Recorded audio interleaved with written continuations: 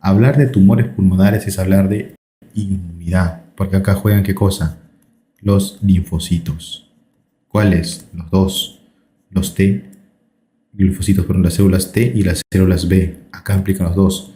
Hablar de inmunidad de tumores hablar de qué? De macrófagos. ¿Habla de qué? De hablar de las natural killer. Habla también de qué? Para hablar de tumores muscales, de pro-oncogenes. Y acá tienes a la P53, ¿no? También para qué? Los mecanismos de fibroblastos. ¿En serio los fibroblastos? Sí. Y acá hablas también de qué? De displasias. Y si hablas de displasias tienes que hablar de mitosis. Mitosis y de meiosis. O sea, todo lo que podemos haber encontrado en la patología, todo eso va a tumores pulmonares. ¿Ya?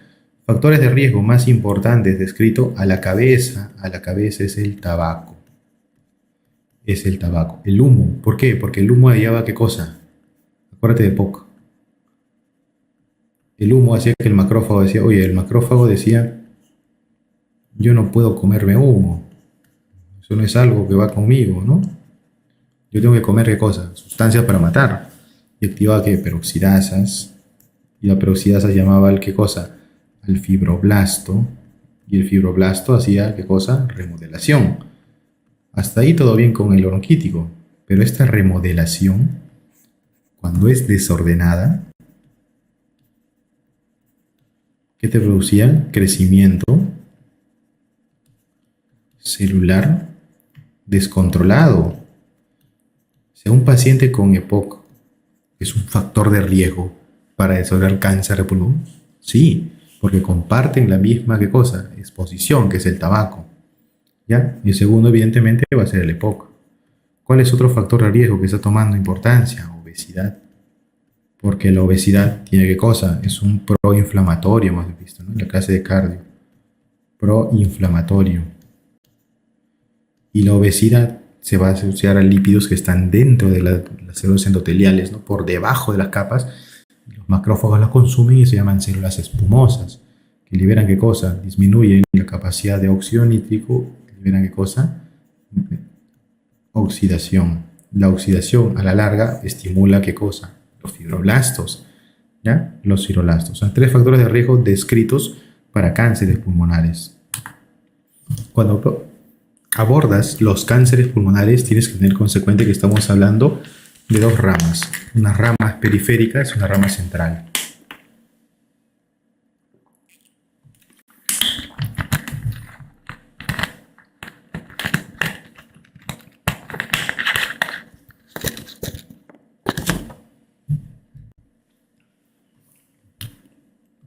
Cuando el tumor, mira la fisiopatología, agarra acá la parte central, o sea, son proximales a los bronquios, ¿qué van a agarrar? Olvídate lo que está arriba, olvídate un rato de esto.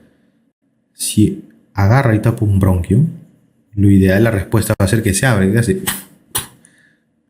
toses. Si agarras, ¿qué cosa? No solo le estás agarrando el bronquio, ¿no? Acá está la célula endotelial y la capa muscular del bronquio, para que se continúe, ¿no? Acá tienes ¿qué cosas? Vasos, pues, ¿no? Si agarras toda esta zona, el contenido va a ir acá. ¿Qué tienes? Hemoptisis, ¿de acuerdo? Muy bien, y como tienes estas desvinculaciones, cualquier infección aumenta frecuente, o sea, es neumonía, repetición, piensa en un cáncer. Y mira, si son más periféricos, si están más acá, ya no te producen problemas de obstrucción, pues, ¿no? ¿Qué problemas te van a dar? Olvídate un ratito. Pueden ser asintomáticos, ¿no? Pero si están en contacto, ¿no? Están en contacto con las hojas de la pleura, ¿qué te puedo hablar? Derrame pleural. ¿Por qué? Contactan la pleura, le infiltran y los mecanismos de presiones se desregulan y atraviesa ¿qué cosa? Líquido. Y ese líquido puede ser agua neta o puede ser ¿qué cosa? Sangre. Entonces, así funciona. Acuérdate que los tumores periféricos se pegan a la pleura se irrita, duele y te hace fusiones. En cambio, los centrales se comunican con el bronquio, sangran y te dan tos, como una bronquitis, ¿no? ¿Por qué? Porque había peroxidasas, ¿ya? Quiero que veas esta parte de acá. Hemos dicho que hay como factores de riesgo los prooncogenes y los tumores pulmonares, perdón, los tumores pulmonares no son, digamos, ajenos a todas las partes de tumores. Mira, dentro de una célula, tu membrana de doble capa de fosfolípidos, hay señalizaciones internas que permiten abrir canales. Esos son los segundos mensajeros, ¿no? Y los canales también pueden funcionar como reconocimiento de células, ¿no?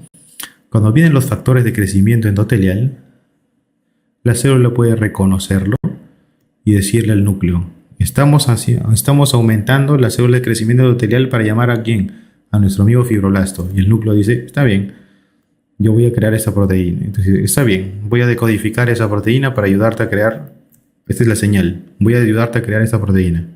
Muy bien, para los factores de crecimiento endotelial, ¿para qué? Para que vean fibroblastos.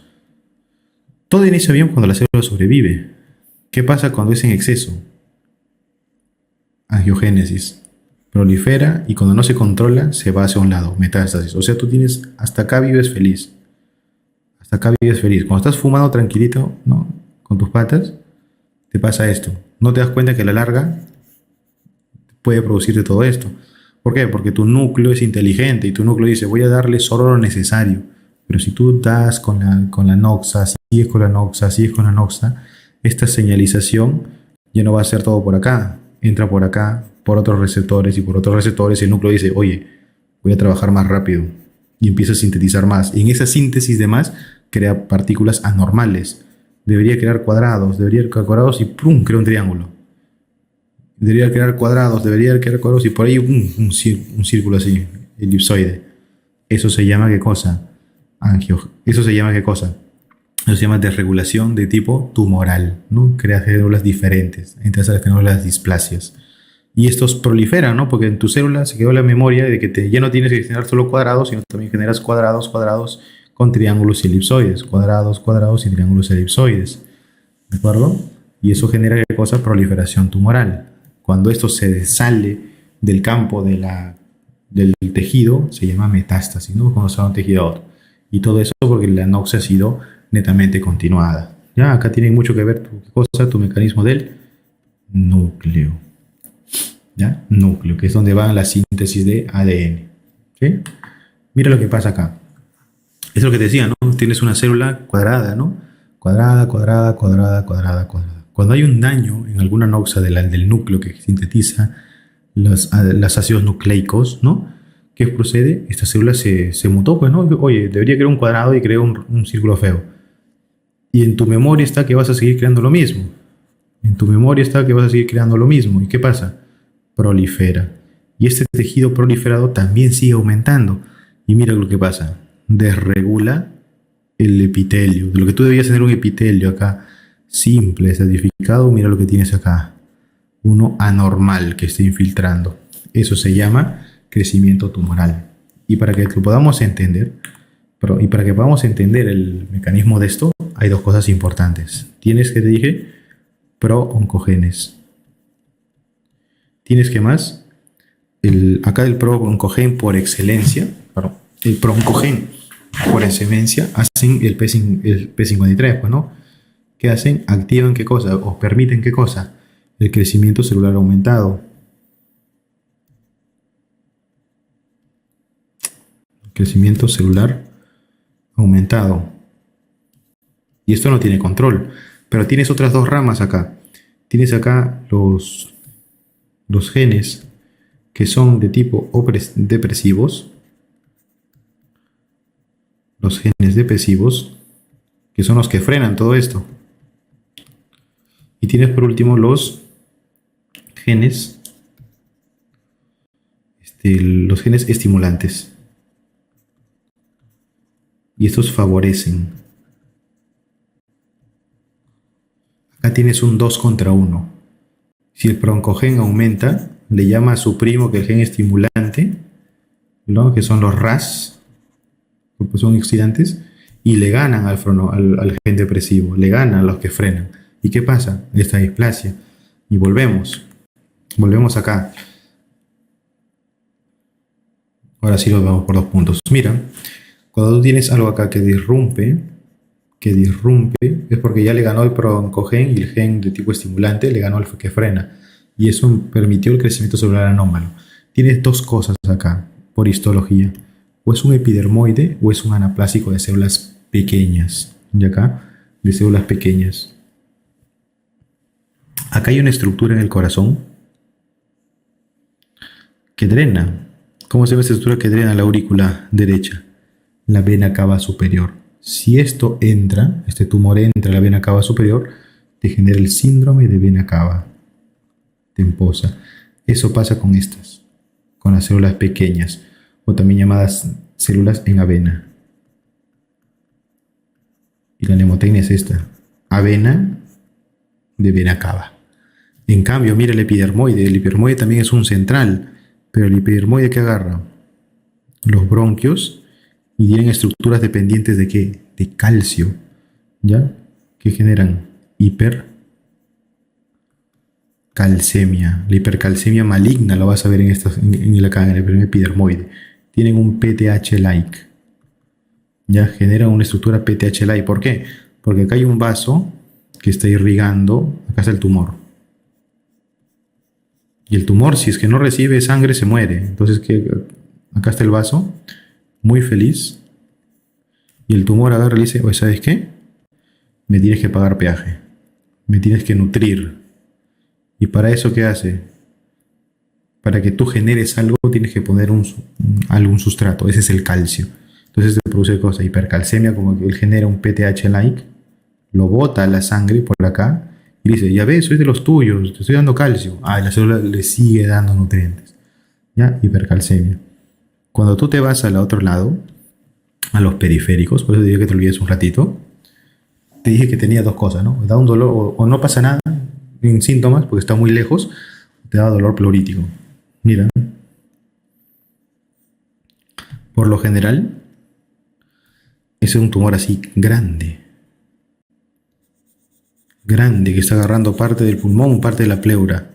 Y eso se responde a qué cosa? Al adenocarcinoma. ¿Ya?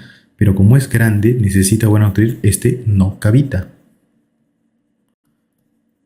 No cavita. No cavita. Pero llámale con este nombre. Adenoescar. Adenoescar. Porque para que tú hayas tenido este adenocarcinoma así de grande, es porque antes has tenido que tener un chuzo acá. ¿Quién te dio ese chuzo? TBC, por ejemplo. ¿Quién te dio ese chuzo? Una enfermedad micótica. Y sobre ese chuzo, que hay fibroblastos, que hay tejido, ¿qué cosa? Endotelial, que hay fibras de colágeno que no deberían estar sobre el epitelio cuadradito bonito del pulmón, esto se prolifera y esto produce, ¿qué cosa? Un adenocarcinoma. ¿Ya? No cavita, pero sí que te da sobre una lesión antigua, ¿no? Es coherente, ¿no? Es la lesión. Y si tienes más bien, mira, te le dice células grandes no porque el tumor sea grande, sino porque sus células tumorales son grandes, rechonchas. Están acá. Son así gruesas, son grandes, rechonchas. Así está este tumor. Periférico, ¿eh? No central. Te generan algo importante. Estrógeno. Abotan qué cosa. Así como el epidermoide te botaba calcio para nutrir, este tiene que cosa tener estrógeno. Tú vas a ver que fisiopatológicamente estos pacientes que tienen ginecomastia. ¿Ya? Ginecomastia. ¿Ya? Tienen el varón tiene que tener como si tuviera senos, ¿no? De un puber y disminución del vello púbico. Eso te da las células grandes pulmonares. ¿Por qué te hablé de la terapia monoclonal? En un principio te dije, ¿no? Que los tumores pulmonares antes se creía que eran lo peor. Mira, si el tumor pulmonar está en un buen estadio, y lo vas a ver más adelante, 1A, que es un 2A, 1B, esto de acá tiene opción quirúrgica. Este también, ya, pero va a ser quimioterapia. Todo lo demás, casi no tiene opción de tratamiento. Pero aún los más avanzados, le tienes que estudiar esto. Receptores de mutaciones. ¿Por qué? Porque hay tratamientos, ¿de acuerdo? Hay tratamientos dirigido contra el crecimiento celular, ¿no? Que son los de tirosinquinasa. Los inhibidores de tirosinquinasa. ¿Qué hace la tirosinquinasa? La tirosinquinasa, todo lo que sea tirosin desde fosfato, por acá tiene un primer mensajero, un segundo mensajero, es un AMP cíclico. Estimula ¿qué cosa? Al núcleo, ¿no? Para expresar su factor acá, grande, de tirosin. ¿Sí? Pues es tirosinquinasa. Si tú frenas esto, le vas a quitar energía al núcleo. Vas a atontar al núcleo. Como atontas al núcleo, la transcripción y la traducción, ¿cómo son? Lentas. Y la proliferación disminuye. Si la proliferación es menor, es más lenta, la angiogénesis, o sea, esa capacidad de que el tumor le diga al vaso sanguíneo, nútreme, va a ser menor. Y por lo tanto, el tumor sin sangre, la célula cancerígena, muere. Entonces entiendes por qué la terapia monoclonal con niveles de tirosinquinasa está tomando mucho auge. Y mira, todo lo que está acá, todas estas cosas raras que tienen nombres raros, erlotinib, soratinib, sunitinib, son esos, ¿ya? Son esas nuevas dianas terapéuticas que están tomando auge para el tratamiento del cáncer pulmonar. Seguramente lo verás más adelante, ¿de acuerdo? Porque tiene un tratamiento monoclonal. ¿Qué hace? Disminuye esta proliferación, la angiogénesis, atonta las fases de traducción y transcripción. Recuerden que el núcleo es eso, ¿no? Cuando el núcleo se desenrolla su doble hebra, vienen las señalizaciones de las catalizadores y que decían, ya, las girasas, ¿no? Las girasas, donde todo el metronidazol. Las girasas que decían, oye, vamos a decodificar tus aminoácidos para que los aminoácidos vayan a las unidades ribosomales y se creen proteínas, ¿verdad? Muy bien, atonta todo ese ciclo de transcripción, traducción, y la célula, ¿qué cosa? Muere. Se atonta, ¿no? Como se atonta, no tiene la habilidad de hacer angiogénesis. Como no tiene angiogénesis, no se va a nutrir y la célula termina muriendo. ¿De acuerdo? Muy bien. Eso es básicamente lo que les traía de fisiopatología del aparato respiratorio. Hemos tocado tumores pulmonares, viste cómo algunos de ellos se comportan con ciertas características por lo que son lo que toman, ¿no? Las epidermoides con calcio, los células anaplásicas que le gusta meterse en la vena cava, las adenocarcinomas que requieren una lesión previa porque tienen fibroblastos y colágenos ahí abundantes, y las células grandes, ¿no? Se llaman grandes no porque sean más grandes, sino porque sus células son gorditas, que liberan estrógenos a la sangre y liberan ginecomastia. Hemos hablado también un poco de los factores de riesgo y ves cómo se asocian, ¿no? Los factores de riesgo al EPOC. Por eso hay que tener mucho cuidado con el tabaquismo. El principal factor de riesgo la relación es de 20:1.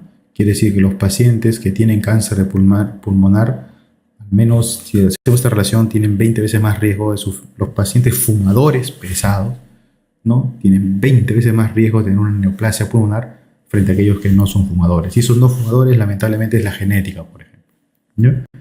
La genética. Hemos hablado de la patología pleural para ver lo que es cómo funciona con mecanismo de contracorriente, de presión o no, de lo que es la fibrosis pulmonar idiopática, de cómo actúan los fibrocitos, y también recorrimos un poco de lo que es el asma y el EPOC, ¿no? De sus dos vías, el EPOC para la vía bronquítica y la vía enfisematosa, y lo que es el asma, de cómo actúan las interleucinas 4 y 5, ¿no?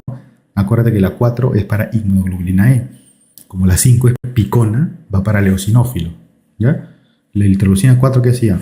Estimula la E y la E agarra y se mete con todo contra el pobre mastocito que estaba sin hacer daño a nadie, lo hiperestimula y bota histamina. En cambio, la respuesta por la interleucina 5, que es directamente al eosinófilo. ¿Sí? Las formas, de cómo funcionan los volúmenes y la respuesta, digamos, tratando de hacer lo más resumido posible de cómo funciona una TBC pulmonar. Este mismo mecanismo aplicaba ¿para qué? Para pericárdico, cerebral, renal, intestinal. ¿Sí? Muy bien, chicos.